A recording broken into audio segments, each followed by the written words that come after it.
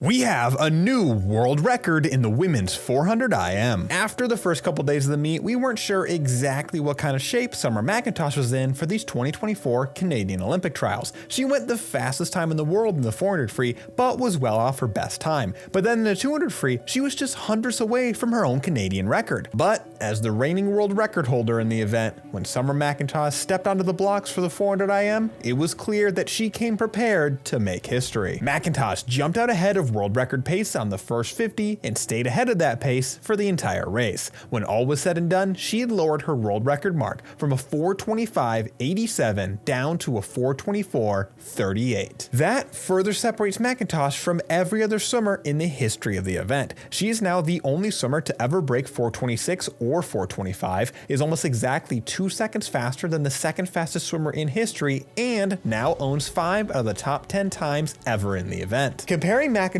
splits this year to her old world record from last year, she was about 3/10 faster on the butterfly, 2/10 slower in backstroke, and then nearly 2 seconds faster on the breaststroke before closing the freestyle about 4/10 slower than her former world record splits. Obviously, the breaststroke leg was the real difference maker here, and it might be a sign of Summer's ability to challenge the world record mark in the 200 IM. McIntosh's personal best is from the same meet where she set her 400 IM world record last year at a 2:06.89, the 6th fastest performance ever and within striking distance of Katinka Hosszu's world record of 2:06.12. Comparing McIntosh to Hosszu, McIntosh has her beat on the butterfly and freestyle legs, with Hosszu having a slight lead in the backstroke before outsplitting McIntosh by almost 2 seconds in the breaststroke. If that same breaststroke improvement from this swim shows up the next time McIntosh swims the 200 IM, that world record could be in some serious trouble. This world record swim is obviously the fastest time in the world this year, towering almost 4 full seconds ahead of Kaylee McEwen. And with McEwen saying that she won't contest the event in Paris, this race is looking even more like it's McIntosh's to lose. What do you think McIntosh will go in the 200 IM? And do you think anyone will be able to challenge her in Paris? Let me know down below.